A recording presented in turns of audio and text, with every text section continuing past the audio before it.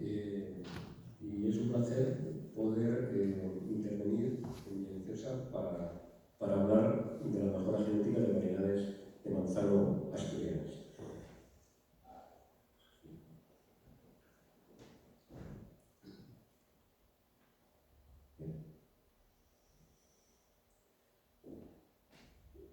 Bueno, son algunos de los miembros del equipo de investigación que en diferentes periodos han participado precisamente en esta temática. Bueno, empiezo por dar unas pinceladas precisamente sobre la constitución del banco de germoplasma de manzano, porque arranca de alguna manera con unas primeras prospecciones que se hacen aproximadamente en el año 1950 y pico, y en el nacimiento de la estación pomológica de la Diputación Provincial de Oviedo. Eso permitió la entrada de una serie de variedades, por una parte asturianas, y también se incorporaron en este periodo variedades procedentes de la estación de fruticultura de Logroño, de Auladey y algunas variedades venidas de fuera, de Estados Unidos, Rusia, Francia, un poco posterior y demás. Bien, cuando yo me incorporé en el año 1986, aproximadamente había 245 variedades.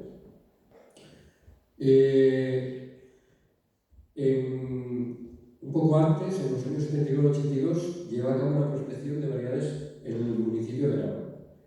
Y cuando me incorporé, se incorporaron algunas de ellas aquí, y bueno, algunas de ellas forman parte hoy día de la Biblioteca de Asturias, por ejemplo, variedades como Durán Tresal, Solarina, etc.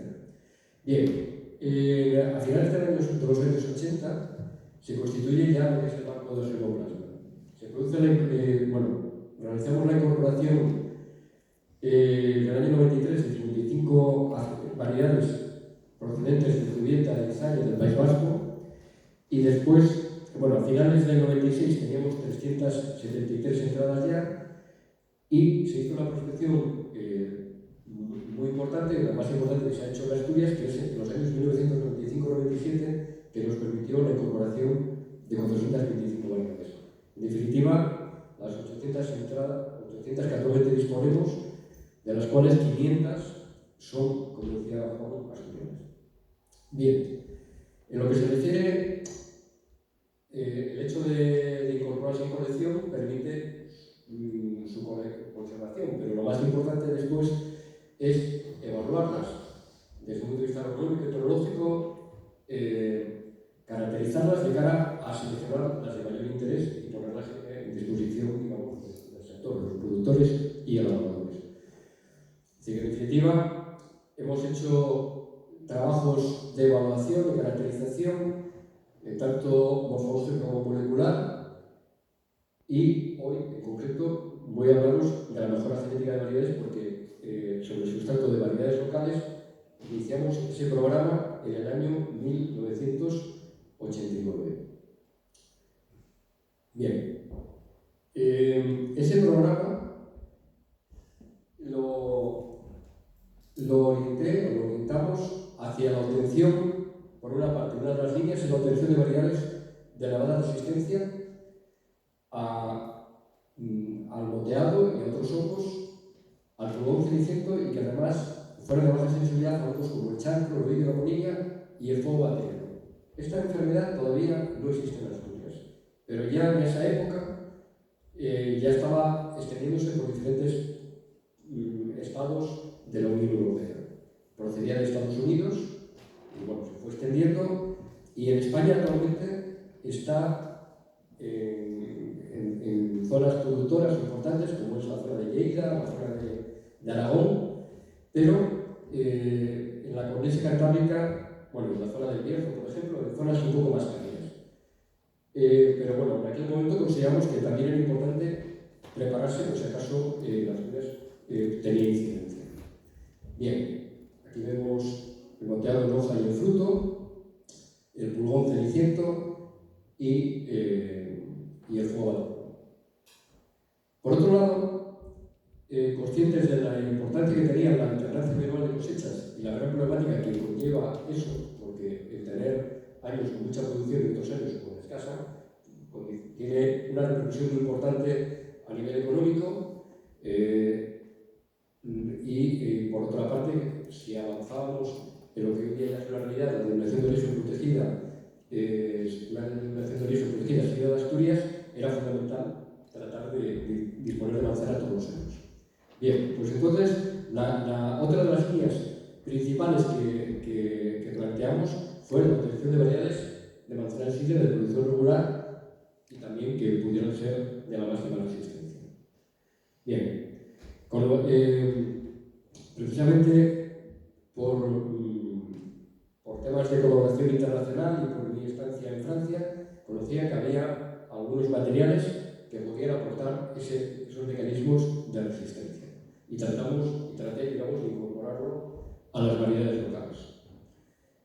Bien, otra línea que ya en esa época, estamos hablando de principios de los años 90, fue el tratar de disponer de nuevas variedades amargas y además de variedades amargas un poco más tardías que las que disponíamos. Porque en los primeros procesos de evaluación, enseguida fui consciente de que el porcentaje de variedades locales de tipo amargo era reducido y además dos de ellas de las que se habían seleccionado o estaban seleccionando eran tempranas, el 1 de octubre. Concretamente la variedad clara, la variedad oradora, otra variedad que también se incorporó, que es la variedad negra, son todas ellas más o menos del 1 de octubre. Y además clarina, bueno, clara, un día le llamamos clarina porque había otra variedad en Chequia que también se llamaba clara y entonces hubo que cambiar el nombre. Es una variedad que tiene algo de sensibilidad a la comida. Bien, por aquellos años, y concretamente, bueno, con Juanjo Mangas, como decía, fuimos muy conscientes de la importancia que tenía de tener un cierto porcentaje de variedades amargas. Entonces, también fue otra línea de tratar de disponer de nuevas variedades con esas características. Y por otro lado, aunque ha sido en aquella época fue menor la dedicación, también hicimos algunos procedimientos orientados a obtener variedades de interés de mesa y que fueran lo más resistentes y a medida lo posible también de producción regular. Bien. Bueno, uno de los elementos clave era el que disponíamos de unos recursos fitogenéticos de alto interés y también del rápido conocimiento que adquirimos respecto a ciertas variedades que nos han servido de sustrato para ese programa de mejora. Concretamente estamos hablando de variedades como Rasiao, como Perico, como Meana, de la Riega, Collaos, Sanroqueña, que aportaba una variedad local que aportaba un cierto nivel de regularidad, bueno, y algunas otras. Bien, os voy a tratar de comentar, bueno, esquemáticamente, en qué consiste un poco el procedimiento, digamos, todo lo que llamamos los cruzamientos, como las diferentes fases del proceso de mejora. En primer lugar, hay que realizar una polinización entre las variedades que tratamos de cruzar.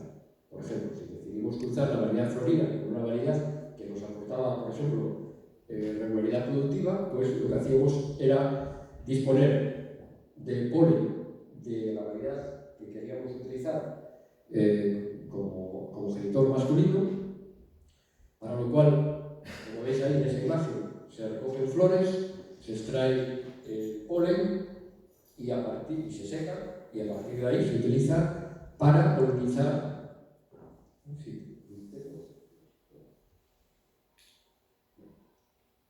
Bien, aquí veis que son una inflorescencia que tendría varias flores, se dejan 3, se quitan los pétalos y se quita también los estambres y se deja el pistilo con el estigma y demás, que es el que se poliniza y después se cubre con estas bolsas de papel para evitar que otros insectos polinizadores puedan polinizar la flor que nosotros hemos polinizado.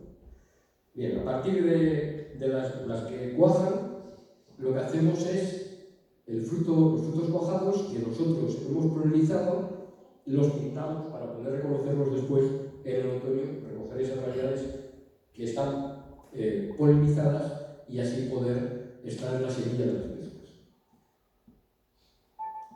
Bueno, pues la siguiente fase, una vez extraídas las semillas, es una estratificación en frío, su germinación, y a partir de ahí, esto lo que veis en estas imágenes, en un invernadero, bandejas de semillas extraídas de las manzanas que hemos polinizado, que hemos obtenido de los cruzamientos efectuados. Aquí ya serían plántulas recién germinadas, botadas, y la siguiente fase es hacemos una serie de procesos en los primeros estadios, como es la inoculación con moteado, para tratar de que las variedades sensibles,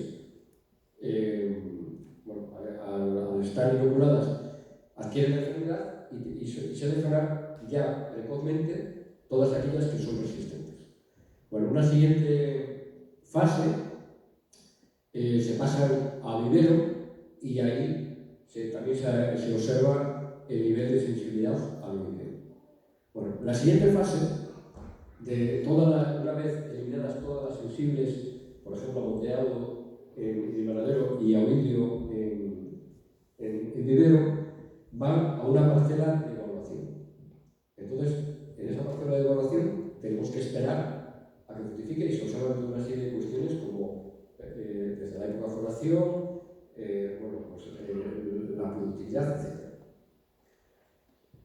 Una vez que se han evaluado esas parcelas de observación, esas parcelas de evaluación, la siguiente fase es que los materiales mejores, una vez preseleccionados, se pasan a una fase, a otra parcela de evaluación donde se completa la selección de las mejores. No son procesos largos, como veis, sobre todo en frutales. Bien, a continuación voy a comentar un poco, para cada línea de cruzamiento, qué es lo que hicimos o qué materiales utilizamos y un poco por qué. Bien, como os decía, por una parte siempre utilizamos en cada cruzamiento una variedad local, porque la idea era mejorar las variedades locales y partiendo de aquellas que también ya tenían un alto interés. Por ejemplo, variedades como Rasiao o como de la Riega tienen una resistencia parcial de tipo poligénica al moteado. Una resistencia parcial, pero muy estable. Por otra parte, tiene unas cualidades tecnológicas de elevado interés. Y además, eran variedades que tenían también una baja sensibilidad a otros hongos, como el chancro, el oidio y la miel. Entonces, tratábamos de partir de variedades suficientemente adecuadas y que tratábamos de mejorar en algún aspecto. Bueno, en esta línea, ¿qué tratamos de mejorar? Tratamos de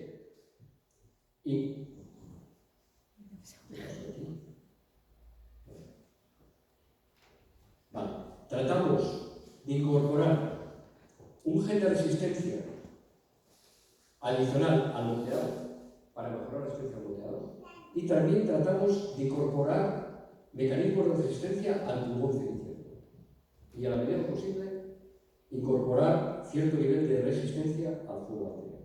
Bueno, pues para esto utilizamos inicialmente algunas variedades que sabíamos que eran portadores de esos genes, como por ejemplo la variedad florida, la variedad priscila, y más recientemente ya estamos utilizando descendientes de las variedades locales portadoras de esos mecanismos de resistencia. Bien, pues el moteado, causa estas manchas en la hoja. También determina estas manchas y una serie de toxinas a nivel del fruto, y puede suponer también una caída prematura de hoja o incluso de fruto. Bueno, hoy día, con las variedades locales que hemos seleccionado, por una parte, que todas ellas son, en general, la mayor parte de ellas son suficientemente resistentes o poco sensibles a este hongo, y como también las condiciones climatológicas han ido cambiando, hoy día es raro que las nuevas plantaciones donde se utilizan variedades que nosotros hemos seleccionado, veamos tasas de moteado, son muy bajas, inexistentes y en algunos casos nulas, ¿no? Bien, como comentaba, en esa fase de plántula pequeña, pulverizamos con un inóculo de moteado, de hojas recogidas en diferentes zonas de Asturias, y en algunas ocasiones también utilizamos ciertos marcadores moleculares para corroborar esa resistencia. Bien, con relación al pulgón ceniciento, que veis, bueno, estos son algunos pulgones que afectan bueno, el pulgón ceniciento llega al manzano en otoño y la eclosión se produce, de los huevos se produce a principios de abril y produce estas deformaciones en la hoja y esas deformaciones también en los brotes. Sobre todo en las fases tempranas de las plantaciones es cuando es más problemático, porque es cuando se deforman la fase de formación del árbol, hay una cierta deformación. Bien, y también si afecta al fruto, el fruto queda empequeñecido y pierde valor. Bueno, prácticamente no se puede utilizar.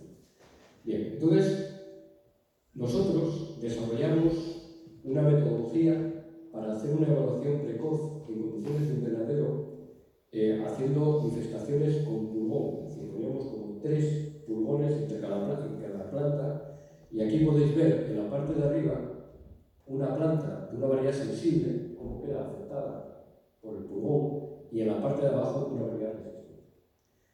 También, como os comentaré después, trabajamos con el equipo de Inra Rangers y posteriormente con la Universidad de Bolonia en la detección de un marcador molecular muy ligado al gen de resistencia al pulgón ceniciento. Y hoy día también podemos utilizar esos marcadores para poder determinar si una variedad es sensible o resistente al pulgón. Bien, pues fruto, bueno, concretamente os voy a mostrar algunas variedades finalmente seleccionadas de cruzamientos hechos entre el año 1989 y el 1999. Estas ya son variedades seleccionadas, actualmente acogidas en la DOPS de Asturias y también algunas de ellas se concluyó el registro, ya están registradas completamente, y otras se solicitó el registro y están en proceso. Bien, esta es una variedad que se llama Rasila dulce, que es, bueno, lo del nombre, traté de utilizar, bueno, esta viene de Rasiao, que es solo de la raíz RAX. Lo de la isla es por el otro genitor y es dulce porque es una variedad con un nivel de acidez total bajo, ¿vale? En este caso el vigor es relativamente reducido, es una variedad que predomina la fructificación y posición terminal y es resistente al conocimiento, al moteado y baja sensibilidad a otros hongos. Bien. Esta es otra variedad, es un hermano, una variedad hermana de la anterior, del mismo cruzamiento, pero en este caso de tipo ácido. Vale. Y esta, una tercera hermana de ese mismo cruzamiento, que en este caso es de tipo semiácido. Todas ellas son de octubre, del mes de octubre, maduración de octubre. Vale. Y esta es de otro cruzamiento, que fue el primero que hicimos, que fue en el año 89. De hecho, este fue el que fuimos más rápidos, ya habíamos concluido la selección en el año 99, ya habíamos iniciado el registro en el 99. Y esta es una variedad ácida, también resistente a moteado, a pulgón ceniciento. Esta es ligeramente sensible al chancro. Y bueno, por otro lado, bueno, en este caso, veis que es de color amarillo, que los padres, es decir, las dos, la Xiao es roja rayada y la otra variedad también es roja. Pero bueno, en la segregación puede haber, en este caso también puede haber color amarillo. Bien, esta es otro descendiente también de la Xiao, del mismo cruzamiento anterior, y en este caso es dulce ligeramente amarga. La anterior era de principios de noviembre y esta es de finales de octubre, principios de noviembre. Y este es un cruzamiento hecho en el año 1991, y en este caso es una variedad dulce amarga, de producción bastante regular y de maduración también del periodo casi de finales de octubre. Vale. Y esta es, bueno, el nombre, lo de Marelo, bueno, que igual habría que hablar de resina amarela, por usar manzana, pero bueno, Marelo es en la zona occidental de Asturias, de color amarillo. Y bueno, y esta es una manzana de tipo ácido, también de maduración de la segunda a tercera semana de octubre. De producción es muy elevada y parece bastante regular. En este caso, esta no es, estas dos que ahora estoy, la anterior y la resina amarelo y la coñadina, no portan resistencia al pulmón, pero sí resistencia también a huevos.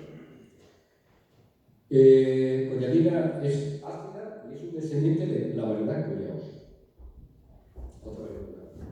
Bien, a continuación, brevemente voy a comentar pues la segunda línea de cruzamientos orientada a la producción regular.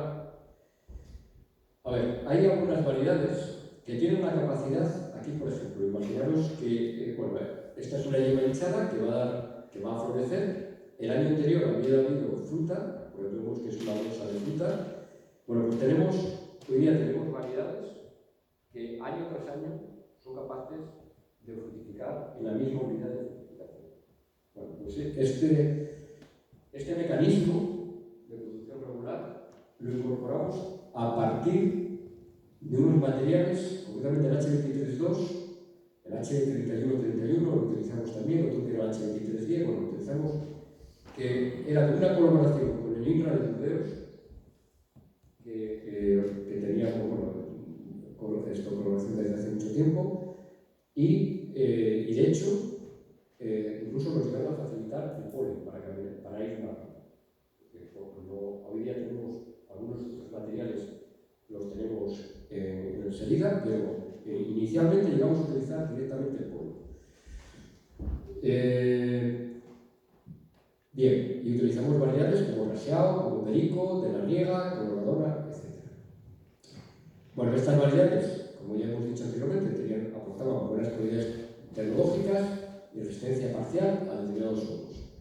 Estas otras aportaban resistencia del GNVF, pero además esa característica de producción regular. Bueno, pues hoy día aquí veis, por ejemplo, diferentes descendientes de estos cruzamientos, y en esta última línea está el índice de alternancia. Cuando hay un año da mucho y el otro el año siguiente no da nada, sería 1. Y cuando no tiene nada de alternancia sería 0. Y ya veis que tienen índices bajísimos, 0, 0,1, 0,2, bien.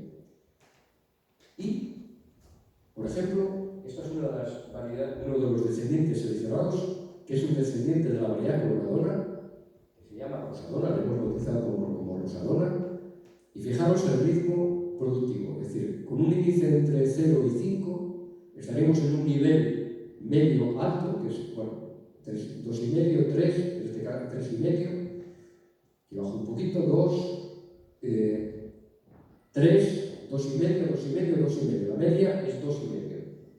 Bueno, pues otra variedad, que en este caso la hemos llamado Pelurico, la media es de 3,1. Y un ritmo 3, 3,5, 2,5, 3,5, 2,5. Es decir, si el árbol llega a sobrecargarse, es decir, si llegara a alcanzar 4 o 5, alternaría. Entonces la clave es una producción alta, pero que no alterne. Y esto lo hemos incorporado a nuestras propiedades locales. y otra que en este caso la hemos llamado Rasiona ácida, pues lo mismo. Aquí es la media, en este caso da 2,8 y bueno, pues un ritmo 2, 3, 2, 3, 2,5. Bueno, voy a mostrar alguna imagen. Esta es un descendiente de perico, que es una vida local. Esta no llegó a pasar los GNV, pero es muy productiva y es muy poco sensible al moteado. Tiene una resistencia parcial, aportada en este caso por la variedad perico, y la llamamos precoz no porque sea temprana, porque madura a mediados de noviembre, sino porque es muy rápido de producción. De hecho, de todas las variedades seleccionadas del programa de mejora, es la más productiva. Y es una variedad ácida, que cuando pierde un poco de acidez, incluso tiene muy buen sabor. Porque la variedad perico, la variedad madre, también es una variedad que tiene buen sabor. De hecho, este tema lo descubrimos un poco en una cata de variedades que hicimos con variedades y bueno, que me invitaron en Infiesto, en Nava, fue en Nava, una cata con variedades de marcha agresiva. Y decidimos también llevar la variedad perico y bueno, comprobamos que tenía también un sabor, era bastante agradable. Bueno, y este es otra variedad hermana del anterior, del mismo cruzamiento, que llamamos perurico. Perurico, damos cuenta que es la raíz de perico y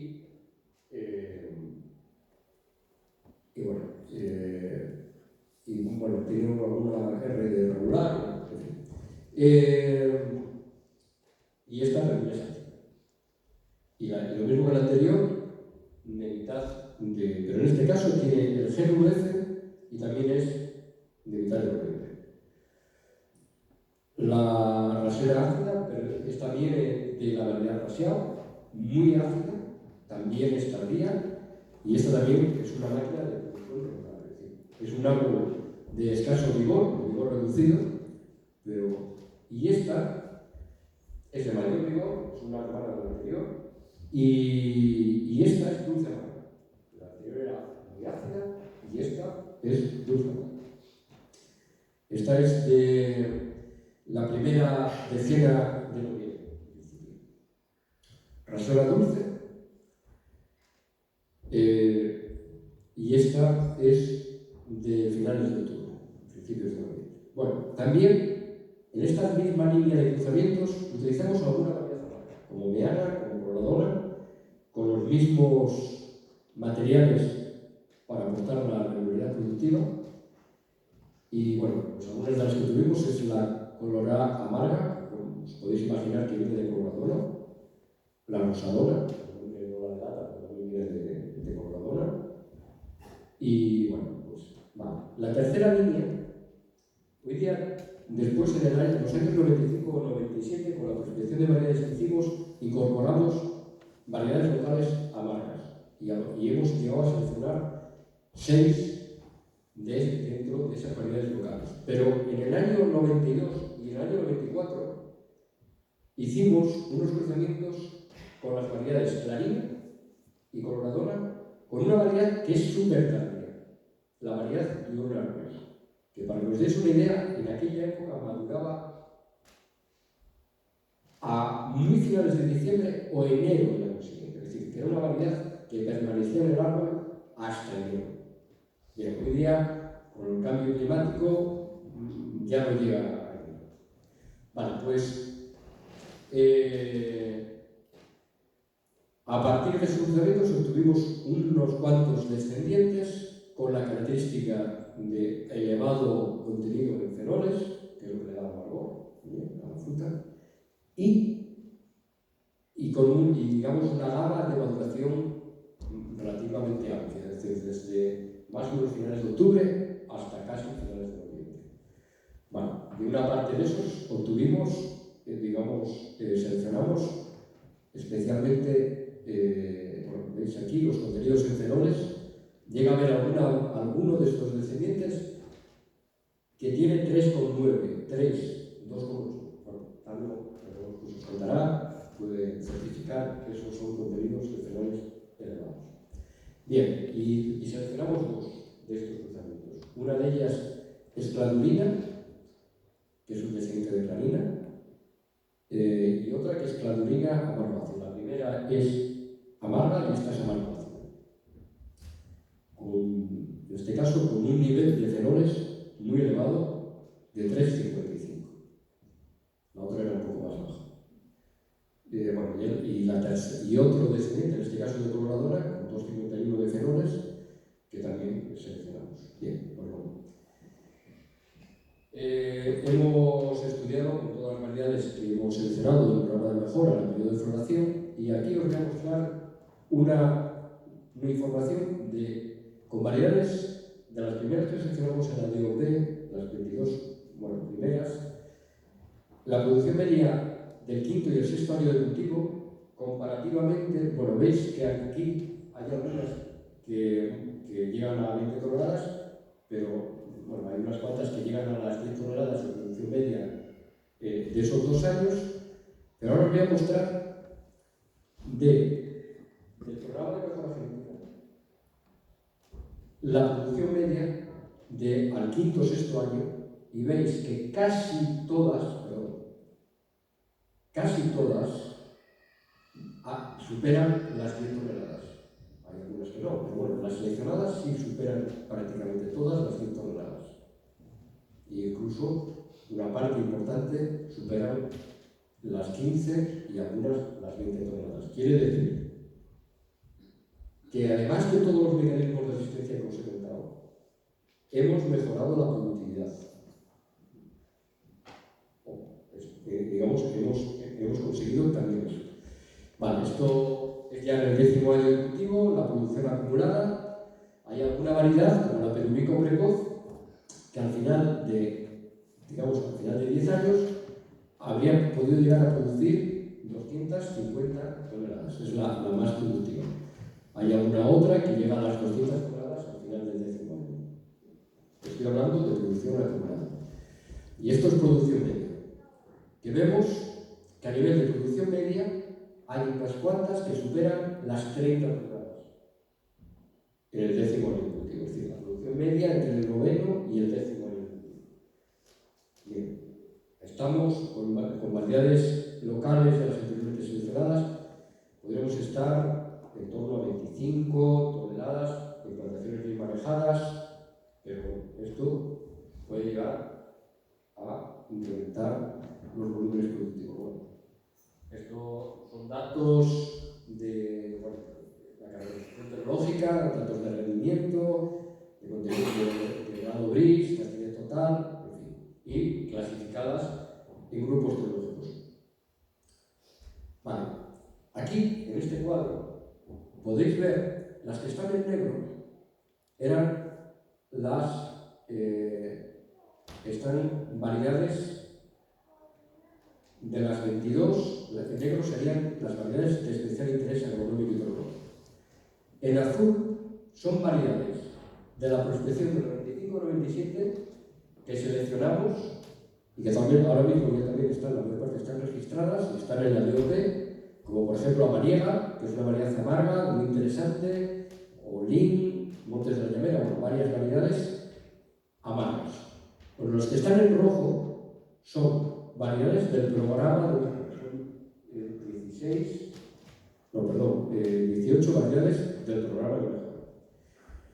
Veis que hemos ido cubriendo todas las posibilidades desde octubre hasta principios de diciembre y de los diferentes grupos tecnológicos, amargos, amargo semiácido, amargo ácido, etcétera,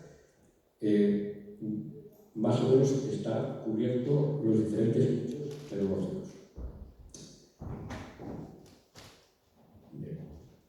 Bueno, estos forman parte de todas ellas de la DOP Sierra de Asturias. Estas son las 76 que actualmente están recogidas. Y, bueno, para ir acabando, quería comentaros por una parte que a partir del año 2016 estuvimos haciendo cruzamientos desde el año 89 fue el primero, después 90, 94 tal, después estuvimos 97, 98, 2001 y ahí paramos. Paramos para finalizar todos los procesos de selección y en el 2016 volvimos otra vez a hacer una segunda generación de cruceros. El matiz es que lo que hemos utilizado ya, en algunos casos, son descendientes de esos que yo os he comentado antes, descendientes del programa de mejora, que hemos combinado a algunos que tenían una alta resistencia con otros que tenían suficiente nivel de resistencia, pero además producción regular, para tratar de combinar, digamos, que todas ellas pudieran ser de alta resistencia y además la mayor posible, las más posibles de producción regular. Es decir, para tener un nuevo abanico de variedades en un futuro que pudieran cumplir esos dos aspectos. Vale, estos son algunos. Por ejemplo, amariega sería una variedad local que fue seleccionada al final, la finalizamos de seleccionar en el 2011 y que, por ejemplo, la utilizamos con la rasina dulce o con la rasina amarga para tratar de, bueno, pues incluso, ¿por qué no?, incrementar el nivel de fenoles, etc. Bueno, hicimos una serie de combinaciones años, desde el año 2016 hasta el año 2022.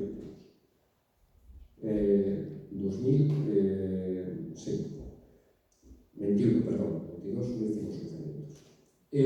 Aquí veis la cuarta. Esto es algunos cruzamientos para obtener nuevas variedades de mesa a partir de alguna variedad local también. En este caso, concretamente, estáis viendo un descendiente de la variedad Reneta encarnada. Y concretamente os voy a presentar dos, que estamos a punto de registrar, que ya hemos seleccionado. Uno de ellos, esta variedad descendiente de la Reneta encarnada, resistente a moteado y de evolución bastante regular. Probablemente la llamemos Reineta mariana. La primicia, Reineta mariana. Y esta otra la vamos a llamar Reineta morada. Bueno, veis que el color, la apariencia es espectacular. Sabor bueno, de variedades de finales de octubre, principios de noviembre.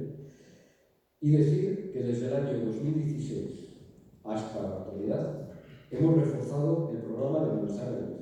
Porque la idea es, bueno, creemos que hemos hecho un trabajo muy importante de cara a que haya suficiente abanico de variedades de interés en lo que es la manzana de sidra, que no vamos por finalizar del todo, pero pretendemos intensificar la parte de la mesa porque creemos que hay un potencial tremendo en Asturias, en general en la Cornisa Cantábrica, porque para que os deis una idea, y sobre todo con el problema del cambio climático, en la zona del Valle del Ebro se van especializando cada vez más en hueso y las plantaciones de pepita las están trasladando a la zona del Prepirineo. Potencial que tenemos aquí, bueno, de hecho, Asturias hasta más o menos los años 50 había una producción de mesa, lo que pasa es que luego a partir de los años 60 es Aragón, Cataluña, que coge el ritmo, incluso algo en la zona de Badajoz. Bueno, por último, quería dar unas pinceladas de algunos aspectos, digamos que con todos los cruzamientos de mejora que hemos hecho, con todas las evaluaciones, también estamos adquiriendo conocimientos de importancia en lo que es el análisis de la transmisión de mecanismos de resistencia. Por ejemplo, en el caso del pulmón, que ya os mostraré, en el tema de análisis de metabolitos, por ejemplo, en el tema de los fenoles, de compuestos aromáticos, etc. Bueno, entonces, uno de los temas importantes que nos hemos volcado en los últimos años, colaborando con otros grupos de investigación, es en tratar de ampliar nuestros conocimientos en aspectos relacionados con la transmisión de caracteres de interés. De hecho, ahora mismo se está desarrollando una tesis que dirijo en la realización de análisis de asociación genética respecto a algunos de estos cánceres.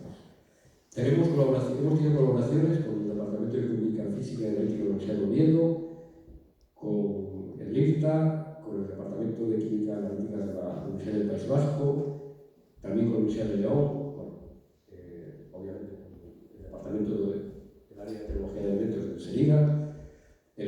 Bacheliers, Universidad de Bolonia, recientemente, llevamos unos años con la Fundación de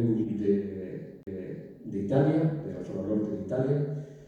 Hemos desarrollado, estos solamente son algunos de los proyectos más recientes, y bueno, para que os deis una idea, como aquí no había fuego bacteriano, la parte de evaluación del fuego bacteriano la hemos hecho en una fase, la hicimos en EO, que ahí sí que había fuego bacteriano, y recientemente en el INTA de Cataluña. Aquí veis, en la fase de invernadero o de condiciones controladas, plantas. Esta es una planta, estas gotitas que veis aquí, se ven un poco, no sé si las veis, o este quemado de hoja es provocado por el fuego bacteriano, que es una bacteria, Erwinia aminobola. Y este es un cruzamiento que hicimos nosotros entre la variedad meana y la variedad florina, que aportaba cierta resistencia al fuego bacteriano, también aporta resistencia al pulmón cinicito, pero en este caso con relación al fuego bacteriano. La línea roja esta es la del nivel de sensibilidad de florina, y este es el nivel de la variedad meana, mucho más sensible al fuego bacteriano. Y todos estos son diferentes descendientes, llegamos a obtener 300, y aquí están estudiados 150, y estos de aquí, de este rectángulo de aquí abajo, son descendientes de meana más resistentes que la variedad florina.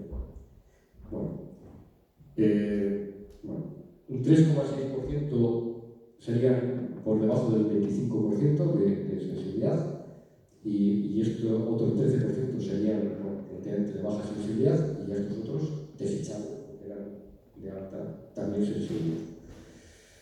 Bien, este es un trabajo que hicimos con el INRA de Aquiles y con la Universidad de Bolonia, que nos permitió detectar dónde se encontraba el gen de resistencia al pulmón cinicito, concretamente en el cromosoma número 8, en la parte de abajo, como veis aquí, y fue a partir de descendencias de nuestro programa, concretamente de la descendencia de glicoporflorina, de raseaporflorina y de meanaporflorina. Y llegamos a determinar, por ejemplo, este marcador, el CH01H10, que está muy próximo al gen de resistencia y que nos permite utilizarlo como un marcador de interés. Otra pincelada, ya estoy acabando, es de una tesis que se defendió el 30 de marzo, muy reciente, sobre la repercusión del cambio climático en la acumulación de horas de frío, etc. Y nos ha permitido reflexionar, profundamente, y adquirir conocimientos sobre la incidencia de lo que ha pasado en los 30 últimos años en la evolución de la fotografía de la formación, y también el poder hacer predicciones de lo que podría pasar en el periodo 2020-2040, 2041-2070 y hasta final del siglo, respecto a la previsión de horas de frío que pudieran producirse en cada periodo, con dos escenarios. Un escenario menos pesimista y otro un poco más pesimista. En el primero veis que actualmente estamos en 96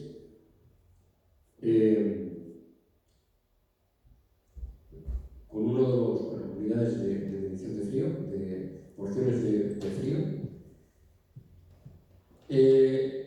Vemos que en el escenario menos desfavorable podría llegar a situarse en torno a 80 y pico, es decir, que habría bajado 10 unidades de esas porciones de frío, y en el el escenario más desfavorable, podríamos llegar a que pudiera llegar a bajar a 72 porciones de frío. Por ejemplo, una variedad como de la riega o blanquina cubriría esa necesidad. Con esa necesidad de frío podría florecer adecuadamente. Pero hay variedades, como por ejemplo raseado o regona, que tendrían dificultades si solamente se alcanzaran esas horas de frío. Bien.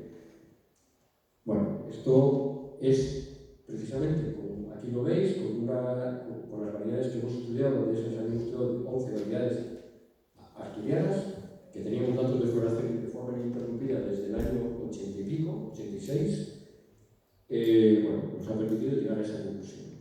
Vale, aquí veis los datos de floración, de la época de floración, de las variedades locales, de las 22 inicialmente acogidas a la DOP, que hay algunas que son de abril,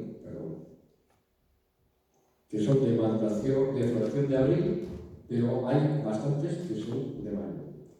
Sin embargo, de las nuevas variedades del programa de mejora genética seleccionadas, nos encontramos que hay muchas más variedades que tienen un poco menos de exigencias de frío y que maduran entre finales de abril y primeros de mayo. Con lo cual, podríamos decir que con los tratamientos realizados también hemos conseguido, aunque no lo perseguíamos, en cierta medida, un cierto nivel de adaptación al escenario que se nos viene encima. Vale, y por último, y acabo, esto sería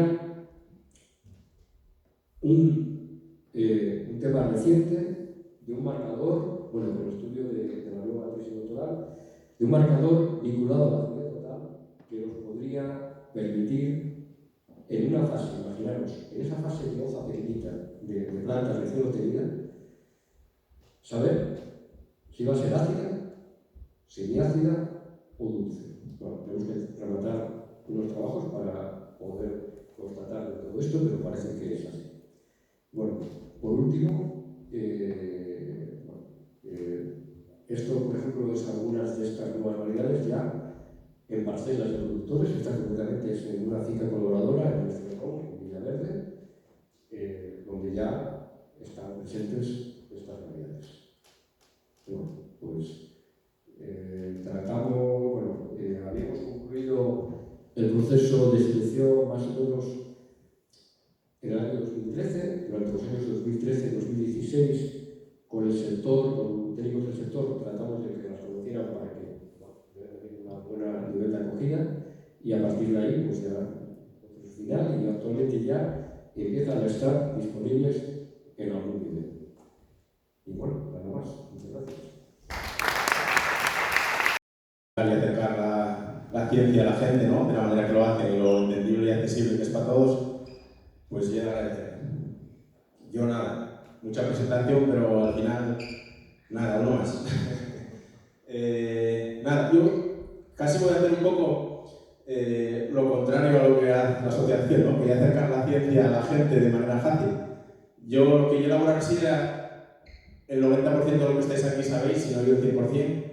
Entonces voy a, no alejaosla, pero sí decimos un poco lo que creemos que es muy fácil, muy cotidiano, que muchos hacemos ir a casa de los que estamos aquí, por ejemplo, metemos el mosto, el tonel, fermenta, sale sidra, magia.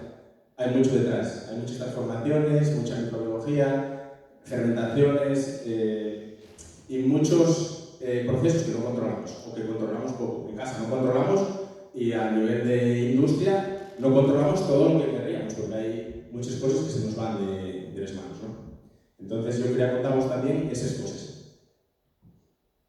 Voy a hablaros un poco al principio de tradición, de cómo empezó la sidra, ¿no? Y la sidra es uno de los tres fermentados más antiguos que se conocen, ya en el año 60, no se ve, en vez de marcarlo el cacholo, muy bien.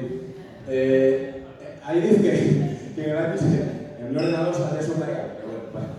En el año 60 a.C., ya Estrabón decía que se hacía sidra, ¿no? Que había manzana y que se elaboraba un producto que era la sidra a partir de la manzana. Hablamos del año 60 a.C., ¿no? Después hay un texto bastante importante, que es el texto más antiguo de la Edad Media que se conserva en España, que está en la Catedral de Oviedo, y el Ego Faquilo, ¿no? Que era el año 803. En este texto, este hombre Faquilo recibía una herencia, y esa herencia lo que hacía era donarla a una abadía. Donaban a la abadía para que ellos trabajaran lo que era todas las plantaciones que había. Estas plantaciones ya estaban en Villaviciosa, estaban en Colunga, era bastante extenso, y aquí ya hablaba de manzana de sidra y manzana de mesa. Ya diferenciaba que había plantaciones de sidra y de mesa. Entonces, ya hablando del año 800 después de Cristo, ya se hablaba de que había manzana de sidra, aparte de la manzana de mesa, ¿no? Luego, aparte de eso, entre el año 1000 y 2000 ya hay muchos textos que hablan de cómo hacer sidra, de tipos de variedades que se utilizaban, etcétera, dónde se tenía la manzana, dónde se cogía, dónde no, etcétera. ¿No? Tampoco voy a entrar muy a fondo en esto. Como hablando del Concejo de Villaviciosa,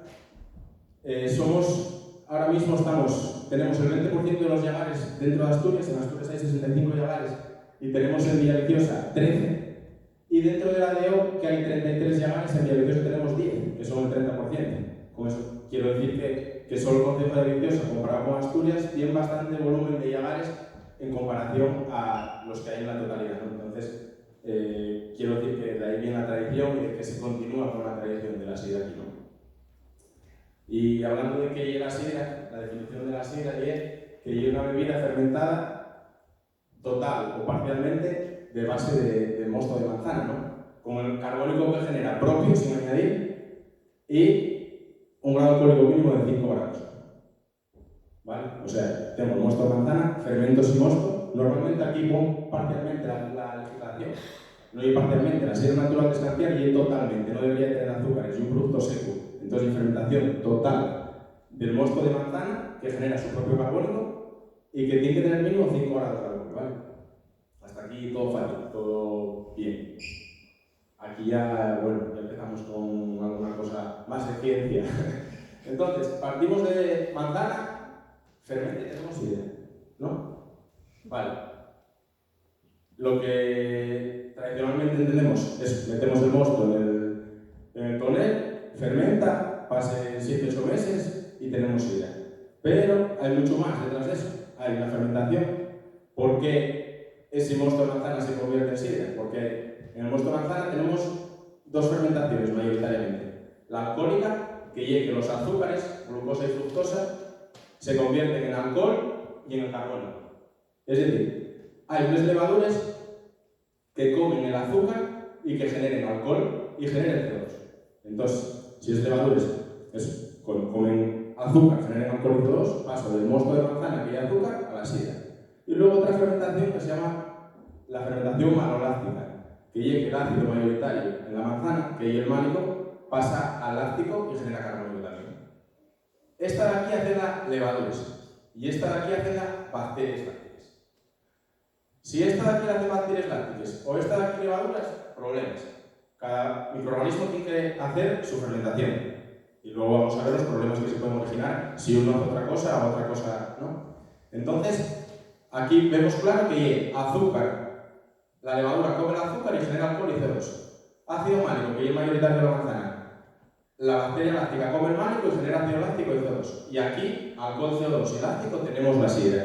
¿Vale? Sería un poco el proceso que tenemos, que detrás de esta fórmula será el proceso explicado de manera sencilla, pero hay un proceso bastante complejo, ¿vale? ¿Cómo se elabora? Aquí voy a poneros una diapositiva de todo el proceso y luego vamos a ir explicando un poco detalladamente el proceso, ¿no? Yo creo que el cómo se elabora, ya bueno, lo que os comenté de que había mucha gente que hacía sidra en casa y demás, hay gente que dice, es que yo cojo la misma manzana que el año pasado, del mismo Sphinx, tantos sacos de esta variedad, tantos de este, mañana el mismo día que el año pasado, meto al mismo tonel y la sidra no sabe igual un año que otro. Y yo pienso, ya, es que hay infinidad de variables ahí. Este año no va a ser igual que el año pasado en cuanto a temperatura, clima, horas de lluvia, etc. Entonces, la manzana, el día 25 de octubre, esa variedad de manzana no va a estar igual este año que el año pasado. Esa variedad puede estar pasada de maduración o falta de días de maduración. A partir de ahí, temperaturas de fermentación. Estoy fermentando la sidra, o sea, ese azúcar, la levadura está comiendo ese azúcar y generando el alcohol, y yo necesito una temperatura más o menos de 14, 16, 17 grados. ¿Qué pasa? Que a lo mejor llega a diciembre, está fermentando, bájame el puesto a 7 grados y párame la fermentación. Puede ser que esa fermentación, al subir la temperatura, vuelva a través de la levadura a funcionar, o ya se me pare y tenga la sidra dulce en junio. Problema. Entonces, hay muchas variables en cuanto a decir solo, no, yo aquí cojo los mismos manzanas de los mismos sitios y hago lo que igual que el año pasado y la sidra no me salió igual. El año pasado muy rica y este año muy mala. Pues sí que hay muchas más variables de las que creemos que queremos un poco magia, ¿no? Que metemos el mosto del tonel, fermenta y tenemos sidra. Este un poco el proceso, ¿no? Primero hay una descarga de manzana, o sea, después de lo que la recolección de la manzana y demás, que en el siguiente os explico un poco. Cuando la manzana llega a llegar, pues descargas la manzana, hay una limpieza de la manzana y una selección de la manzana. Pasas a una trituradora donde se rompe la manzana en trozos y va al expreses, que hay diferentes tipos de expreses que luego veremos. Entonces, en expreses separamos lo que hay el sólido, que hay la pulpa, del líquido, que hay el mosto, ¿no? El mosto, bueno, aquí pueden estas dos variables, pueden hacerse o no, que hay enfriar y cantar o no. O sea, el mosto ya puede ir directamente a fermentación y cuando ya se fermenta, madura y ya se botella, ¿no? Sería un poco el proceso que sigue la sidra. La importancia de la materia prima, toda del mundo. No podemos elaborar una sidra buena con manzana que no esté bien madura o que no esté bien sanitariamente. O sea, es más, con una manzana que esté muy bien sanitariamente y una manzana que esté en el punto óptimo de maduración, puedo elaborar una muy mala sidra. También la puedo elaborar muy buena. Pero con una que no está perfectamente madura y no está en condiciones sanitarias óptimas, en la vida voy a elaborar una sidra buena. En la vida. Puedo tener un 1% de posibilidades de hacer una sidra buena, pero lo más probable es que me salga mal, ¿vale? Entonces, la importancia de la materia prima, toda del mundo. Como todo, vamos. Como para hacer, no sé, una fabada rica. Si no coges unas fabas buenas, va a salir de mal, ¿no? Pues al final... esto es un poco la evolución que sufre la manzana cuando está madurando, ¿no? Partimos de este gráfico empezaría ya casi en julio, cuando la manzana ya tiene un poco de tamaño grande, ¿no? Entonces empezaríamos con que lo que hay mayoritariamente, esto es fructosa, sacarosa y glucosa, son los azúcares que vamos a tener luego, ¿no? Los que luego me van a comer la levadura cuando yo malle esa manzana. Entonces el problema que tenemos aquí es que está el almidón. El almidón, mientras madura, va subiendo y luego cuando ya acaba la maduración va bajando el almidón. Baja el almidón y suben los azúcares, ¿no? Entonces ya decimos que la manzana está madura. Esto del almidón está muy bien porque hay un test que se llama el test del Gol, que lo hacemos mucho para ver la maduración de la manzana, y consiste en ver cómo este almidón se va degradando. Entonces aquí tenemos una imagen que se ve bastante bien, ¿no? Lo que hacemos es partimos la manzana por la mitad y metemos la mitad de la manzana rota, de la pulpa, metemos la monte en una solución de yodo. ¿Qué pasa? Que al principio de la manzana, nada más meter la solución de yodo, vuelve a ser azul. Vuelve a ser de color azul como esto. Entonces, este yodo es una reacción con el almidón que lo que ocurre es que si este azul no se va, y que hay mucho almidón, sigue habiendo almidón y no está madura la manzana. Por ejemplo, esta de aquí vemos que ya no hay azul en la parte de dentro. Eso es que hay poco almidón y que esta, por ejemplo, estaría sobremadura. No hay nada de almidón y estaría ya muy madura. El término medio sería más o menos aquí arriba a la derecha, esta segunda, más o menos esta, que sea azul por fuera y en la parte de dentro tengas ya lo claro, ¿no? Porque normalmente recogemos la manzana hoy y vamos a mallarla mañana. Entonces, si recogemos hoy y mallamos mañana, va a seguir la manzana sigue madurando, aunque ya esté en largo. Entonces, con esta más o menos así, sería el punto óptimo de recolección de la manzana para mallarla, por ejemplo, al día siguiente. Tendríamos un poco de almidón todavía, pero ya estaría lo suficientemente madura para poder mallarla. Y luego aquí tenemos un poco lo que tradicionalmente se hace y se sigue haciendo, que es la mezcla de manzana. Ahora hablamos un poco ya de monovarietales, de esta sidra de dos variedades, tal. Vale. Lo que tradicionalmente se hizo y se sigue haciendo en el 90% y es la mezcla de variedades. ¿Por qué? Como antes dijo Enrique, hay variedades que son amargas, hay variedades que son ácidas, hay variedades que son dulces. Entonces esta mezcla tradicional, 5% amarga, 10-15 dulce, 15-20 dulce amarga, de 30-25 semi-ácida y 40 ácida, danos un mosto de manzana muy equilibrado. Yo quiero un mosto que tenga 3,5-4 de acidez y que tenga, más o menos, hablando en polifenoles que hablaba, o sea, en ácido tánico que hablaba Enrique, 1 o 1,15. Él habló de variedades antes de 2,50, de 3, que son muy amargas. Yo el mosto que quiero y un mosto compensado, que tenga 3,5 de acidez y que tenga de ácido tánico, es que yo hablo en polifenoles, polifenoles son 20, ácido tánico y 1,15, y una relación al final. Entonces tenga ese amargor de 1,15 y tenga de acidez 3,5. ¿Cómo lo consigo? Pues consigo así. Consigo mezclando. Mezclo esta ácida que a lo mejor tiene 7 de acidez, con esta amarga que a lo mejor tiene 1 de acidez, pero tiene 4 de ácido tánico. Entonces, esta mezcla con esta, ya llego a un equilibrio en el mosto que me hace que no tenga que corregir el mosto, que no tenga que añadir ácidos para ganar acidez o que no tenga que añadir ácido tánico para ganar amargor, Entonces consigo un equilibrio natural con la mezcla de manzanas. ¿Qué pasa ahora? Que ahora, cuando haces un monovarital, tienes que saber lo que escoges. Y tienes que saber que a lo mejor esa sidra no llega a estar completamente equilibrada del todo. ¿Por qué? Porque a lo mejor un monovarital, ahora una variedad que está en boga y la Durona Tresani, pues sabemos que tiene una acidez, se define como semiácida, pero hay una variedad ácida ligeramente amarga, más bien, ¿no? Tiene una acidez de 4, que está bien, y un amargor de 0,7. Vale, oye, pasaste un poco el 3,5 y no lleves al 1, pero hay una variedad que está bastante compensada. Entonces, pues elaborar una sidra monovarital de ella, por ejemplo, y así hay 3 o 4 variedades. Vale, entonces por eso quería comentarles un poco la diferencia entre la mezcla y el monovarital, el por qué no se usa monovarital. Sobre todo bien para no salir del estilo de sidra. Tú puedes hacer una sidra monovarital con una manzana súper ácida, pero ya no va a ser la sidra natural que estás acostumbrado a beber. Va a ser una sidra con una acidez que te va, que a lo mejor no te gusta, a lo mejor no es media botella, el siguiente día tienes ardores porque hay una acidez ahí que no tal, ¿no? Entonces un poco la mezcla de variedades por eso. Entonces, una vez que tenemos la mezcla de variedades, recogemos la manzana, llegamos al llegar que sea o tal, descargamos la manzana, ¿no? Después de cargar la manzana, el primer punto que tenemos es la limpieza. ¿Por qué se limpia la manzana? Porque, bueno, normalmente variamos del árbol, que se llama yimir, ¿no? Y tiramos la manzana al suelo y recoges del suelo. Vienen hojas, puede venir un poco barro y tal, entonces hay que limpiar la manzana bien con agua. Aquí hay un punto crítico y importante de microorganismos, es y agua. Si yo no cambio el agua cada hora, pues ¿qué pasa? Que con toda esa materia orgánica que me viene en la manzana, barro, hojas, demás, levaduras que vienen en la manzana, etc., ese agua va a ser un foco de contaminación para cuando yo prese esa manzana. Yo voy a prensar esa manzana y esa manzana va a estar arrojada con un agua que tiene microorganismos. A lo mejor ya no la levadura que yo quiero me va a fermentar el mosto, a lo mejor me fermenta una que estaba en el agua que pues puede dar problemas, ¿no?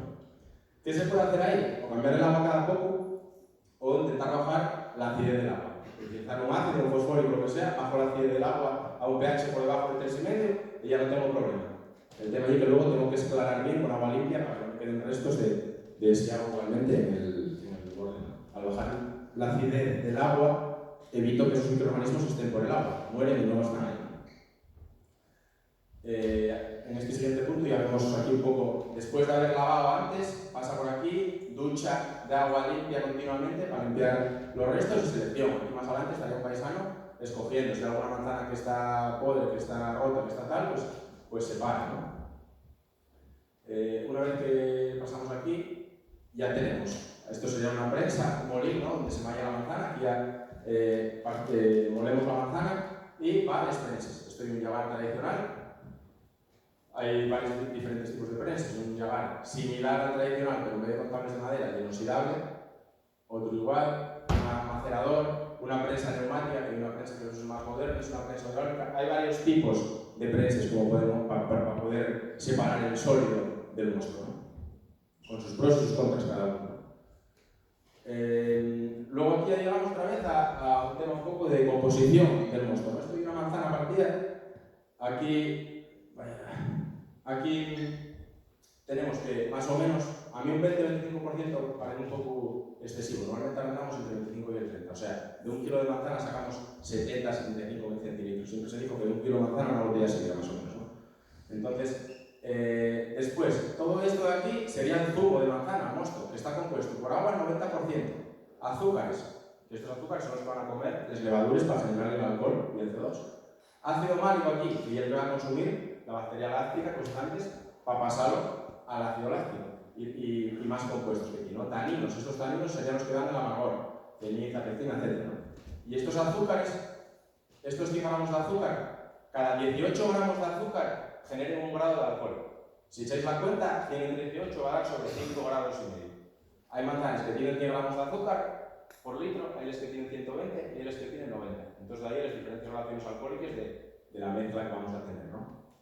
Y en ácido igual, hay los que tienen ácido málico 7 gramos, hay los de 9 y hay los de 5. De ahí que sea una variedad ácida, dulce, amarga, etc., ¿no? Después aquí, bueno, estoy en una foto donde se ve cómo sale el mosto de la prensa. Esto sería ya lo que llamamos sidra dulce, ¿no? Que y el mosto recién salió de la prensa.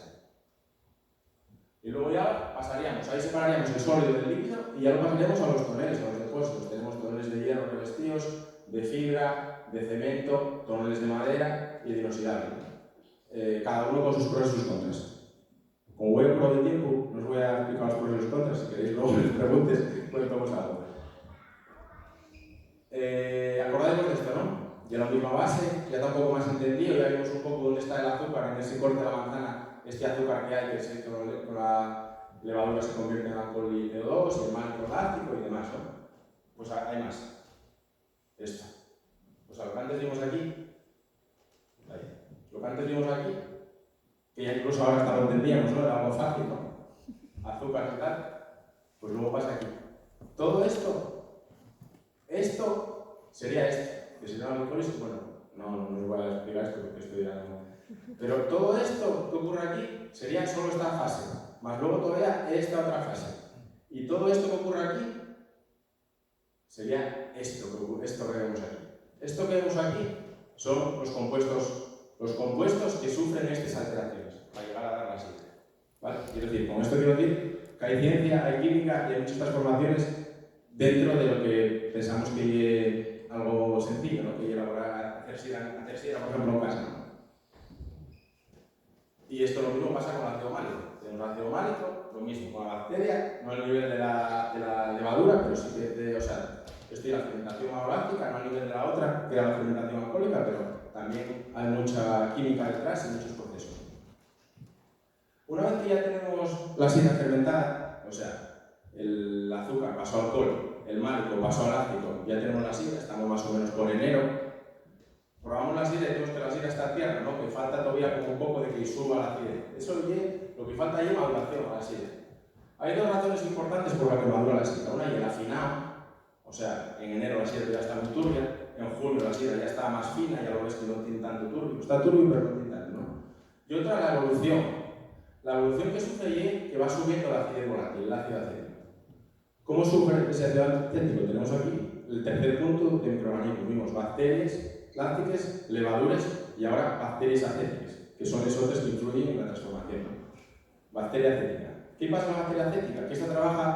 Que esta come el alcohol que generamos antes, un poco, no penséis que va a bajar el grado de alcohol, pero baja un poco, y con el oxígeno genera el ácido acético y agua, ¿vale? ¿Qué pasa aquí? Que si yo tengo un tonel y no lo relleno, lo dejo mediado, voy a tener mucho oxígeno. Voy a hacer que estas bacterias con el alcohol y mucho oxígeno proliferen mucho y trabajen muy rápido. Y me avinagren la sidra. Y lo que pasa es que el vinagre dejo un tonel mediado y a los 2 meses ya no hay sidra. Esto puede estar fuera, ¿no? ¿Por qué? Porque al dar el tonel mediado hay mucho oxígeno. La bacteria con el oxígeno come el alcohol y genera ese ácido acético que es el que me avinagra la sidra. ¿Qué pasa? Que este proceso hay que hacerlo con el depósito bien lleno hasta arriba. Quiero decir, que haya poco contacto de oxígeno, como mucho la zapa de arriba, el boquín de arriba, y que casi estas bacterias acéticas trabajen con el oxígeno que hay en la sidra disuelto, porque en la sidra hay oxígeno disuelto, ¿no? Pues que estas bacterias trabajen con ese oxígeno que hay dentro. Entonces va a poder ir madurando poco a poco, 3-4 meses, hasta que ya está para embotellar la sidra. Quiero decir, este proceso, siendo normal, en 3-4 meses puede subir la acidez 1. Si yo tengo el depósito mediado y lo dejo 3-4 meses, va a subir la acidez 40. Voy a tener vinagre, no voy a tener sidra. Eso es lo que quiero llegar. Que estando bien relleno y con poco oxígeno y tal, la sidra va evolucionando más lentamente y como debe de ser.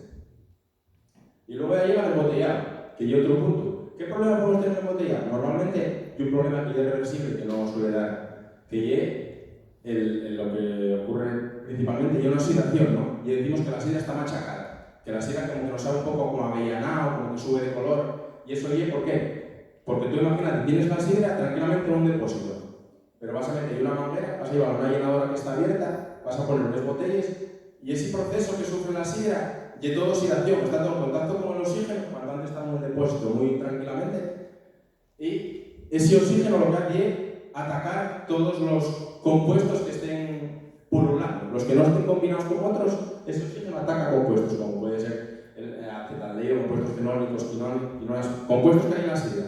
Y entonces sube el color. Meto la botella, cuando lo pruebo a los 3 días digo, esta sidra está machacada, esta sidra sabe rara. Pruebo al mes, digo, coño, esta sidra ya vuelve a estar como estaba en el tonel. ¿Qué pasa? Que luego cuando lo tengo en botella cerrado, no hay oxígeno, Entonces ese oxígeno poco a poco va descombinando, va soltándose de todos esos compuestos que se habían enganchado cuando yo había embotellado. Y ya vuelve a un color más o menos normal que tenía en el tonel y al sabor que tenía en el tonel, ¿no?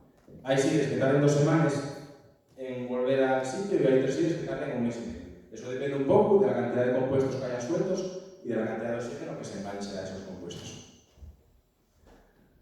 Defectos. ¿Cómo? ¿Tú dirías? ¿Pablo? Bien. Estos defectos póngolos en botella por ubicarlos en un sitio en una presentación, pero puede pasar en el tonel antes de embotellar también. Pongamos 6, así un poco más importante, 6, 7, para tocarlos un poco. Puede pasar que haya una refermentación en la botella. ¿Qué pasa? ¿Qué sería? Que no hubo una buena fermentación y no todos los azúcares que teníamos pasaron a alcohol y CO2. Si teníamos 100 gramos de azúcar por litro, a lo mejor en ese tonel quedaron unos 2 gramos. Debería quedar 0, pero al quedar 2, mételo en botella. ¿Qué pasa? Que llega el calor en verano y la levadura empieza a trabajar, porque trabaja mejor a 37 grados que a 12, entonces llega a 20-22 grados, la levadura empieza a moverse y come estos 2 o 3 gramos de azúcar que tenía. ¿Qué pasa? Que me genera gas. Hay veces que se hace una sidra y dices, coño, parece sidra gaitero, ¿no? Como que queda mucha espuma y tal. Pues sí, por eso, porque lo que ocurre es una fermentación. Esos 2 gramos, la levadura cómelos y genera un poco de alcohol y un poco de gas, pero ese gas ya está dentro de la botella. Entonces, puede incluso hasta sacar el corcho. Seguramente veréis en casa que como que tira los corchos fuera, ¿no? Porque coge mucha presión y saca el corcho. ¿Cómo se arregla? Con una buena fermentación. Si la fermentación va bien desde el principio y fermenta bien a una temperatura y acaba los azúcares, no hay este problema. Otro problema similar a ese sería el dulcín, que si estaríamos igual que esto. Tendríamos azúcares, pero esa levadura no llega a fermentar en la botella, no llega a comer esos 2 gramos de azúcar, queden ahí. Entonces la sidra sabe un poco de dulce. Eso es una opción. Otra opción es que tenga estos 2 compuestos, que ya vienen derivados un poco de las variedades de manzana, que son sorbitol y manitol. Son unos polialcoholes que lo que hacen es dar sensación dulce. El sorbitol de los chicles, por ejemplo, da sensación dulce. ¿Qué pasa? Que si yo solo tengo en la sidra, no tengo azúcar para fermentar, pero tengo esos compuestos que me van a dar sensación dulce. Y esos son derivados de alguna variedad de manzana que aporta esos sabores. No hay que ser dulce muy exagerado, pero sí una sensación un poco de... El filado. El filado lo que pasa es que la sidra queda como aceite, ¿no? Engorda, ¿no? ¿Por qué? Porque como hablamos antes, las levaduras comen el azúcar y las bacterias comen el ácido málico, ¿no? Si las bacterias comen azúcar, que es lo que no tienen que hacer, pueden generar esto, polisacáridos extracelulares. Bueno, esas bacterias que tienen el málico comieron un poco de azúcar que había por ahí. Entonces lo que me hicieron fue generar como unas cadenas que son los polisacáridos que se van uniendo y luego ves perfectamente que las cadenas de sidra que te estás echando aceite. ¿Cómo se puede arreglar eso? Se lo tomo en botella, bates bien para romper ese aceite, o incluso ahora yo y Pablo lo que recomiendo los canceladores pues eso vale muy bien, porque al final es una turbina que está rompiendo la sidra y para romper el filado va muy bien. ¿Cómo lo puedo arreglar si no tengo el depósito? Pues lo que tengo que hacer es transferir la sidra. Mover la sidra de un depósito a otro con una bomba para que rompa esas cadenas de esos polisacáridos y después lo tomo otro depósito, lo normal aquí y añadir, por ejemplo, sulfitos. Los sulfitos son un antimicrobiano que lo que van a hacer es que una vez que rompí estos polisacáridos, estas bacterias no vuelvan a originarnos, ¿no? Esos sulfitos inhiben el trabajo de estas bacterias y ya no me genera esos polisacáridos, ¿vale?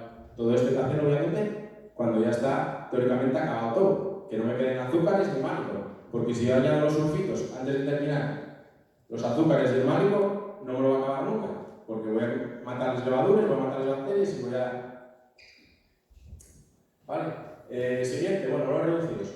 Los olores reducidos son los que se forman muchas veces.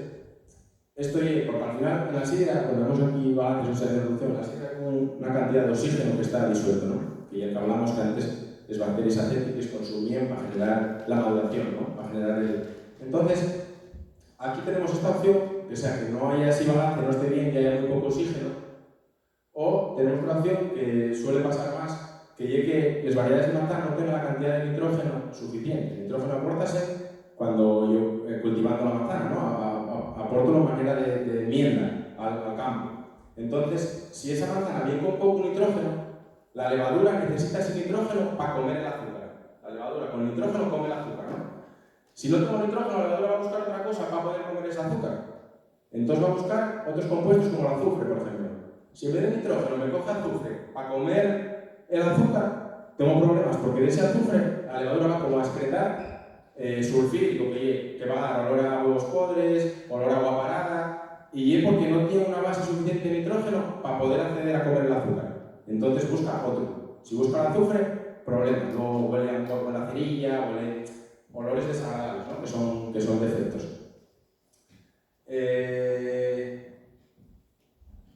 Picado alítico alcoholémico. Este es un problema que está bastante extendido, tanto en llavales profesionales como de casa, y esto es lo que la gente conoce como la frambuesa, que la frambuesa y otro defecto, pero bueno, tienes esa idea. ¿Qué es lo que pasa aquí?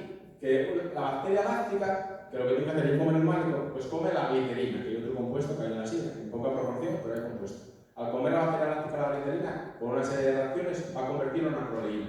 Y esa acroleína, que la acroleína en sí, que es lo que tiene, por ejemplo, el aceite muy quemado, ese olor de aceite muy requemado, y el acroleína, pues va a generar ese defecto.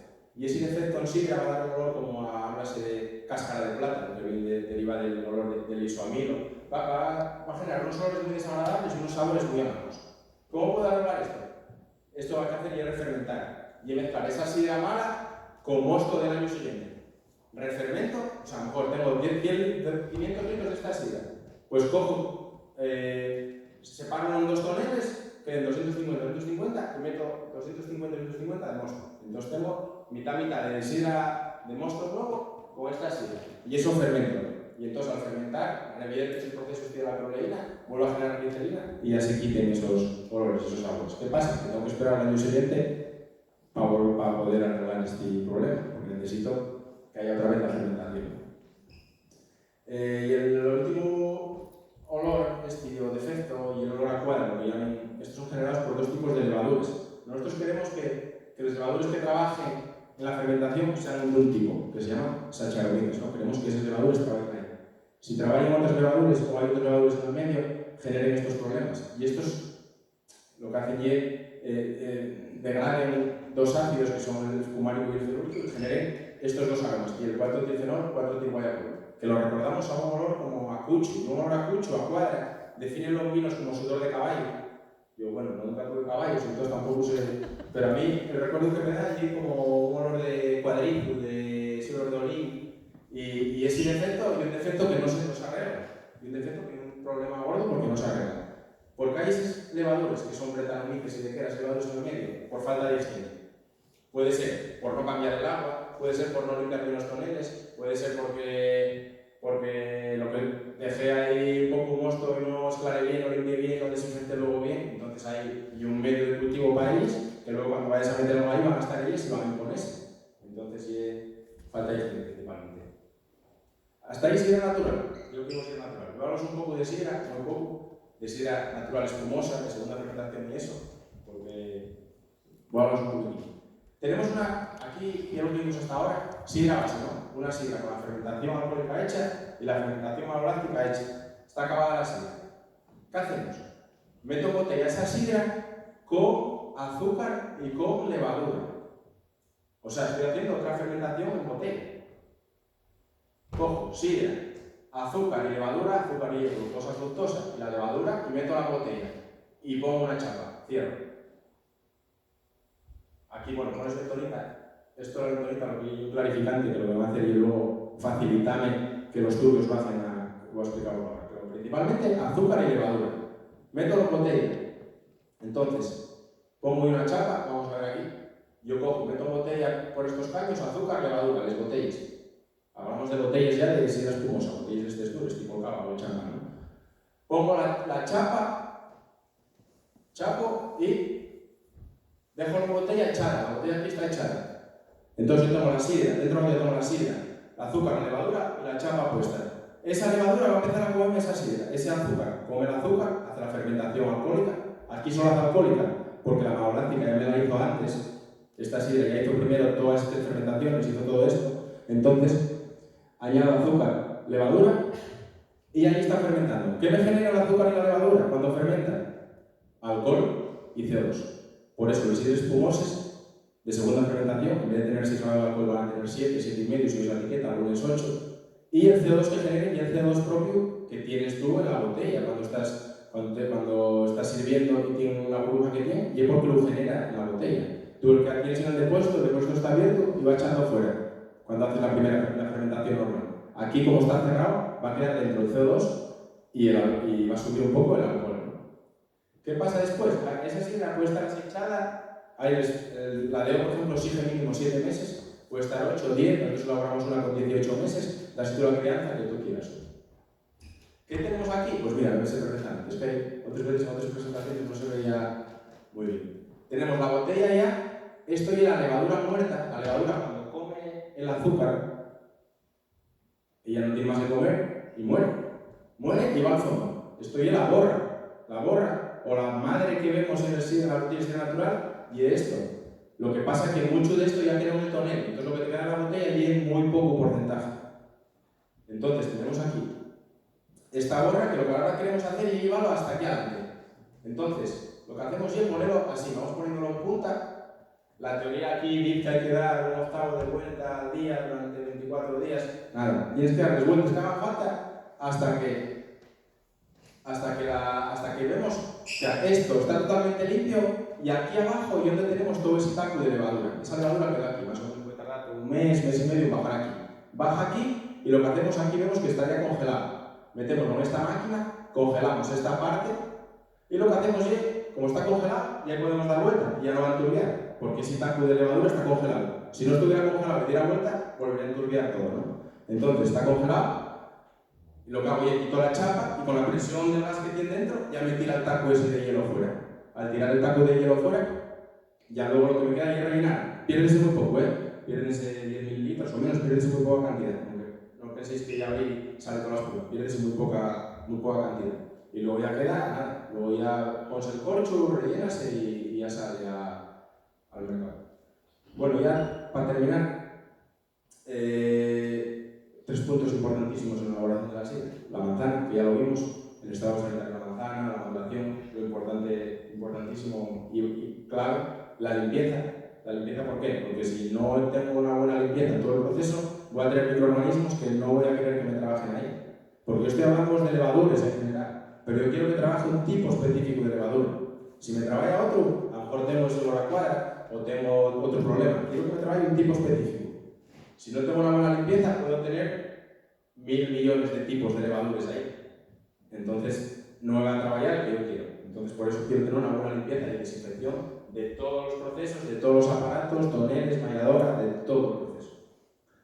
Y el clima, ¿cómo influye el clima? Bueno, ya dijo Enrique el tema de cómo influye en el cultivo. Pues influye mucho en el cultivo, obviamente. Influye mucho en si no tienes control de frío para mallar. ¿Por qué? Porque yo quiero que si tengo un llagar tradicional como este, prense y saque el mosto, intentar sacarlo lo antes posible para que haya temperaturas altas. ¿Por qué? Porque yo, como os dije antes, quiero que la levadura que yo quiero que fermente, me fermente con el depósito lleno hasta arriba sin que haya huecos.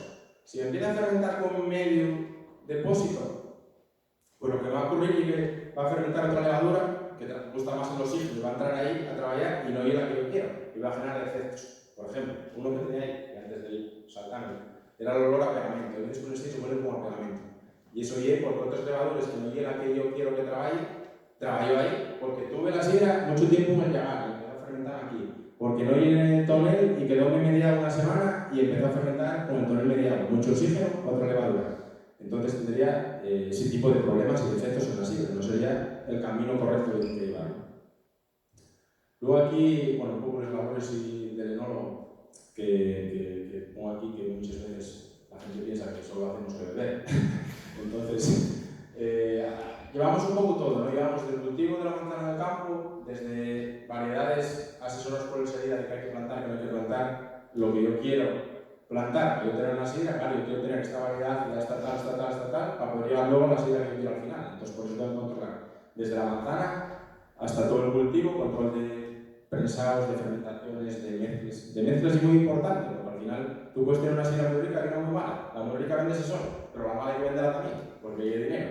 Entonces, el arte del buen mezclar es una cosa muy difícil y muy importante. Hay gente que mezcla muy bien, que de dos sidres mediocres sacan una sidra aceptable, bueno, y es difícil, pero hay gente que lo hace. Y hay otros que mezclan muy mal, que de dos sidres buenos sacan una mala, y eso es imperdonable. Lo que cuesta llegar a tener una sidra buena y que luego por una mala mezcla te tal.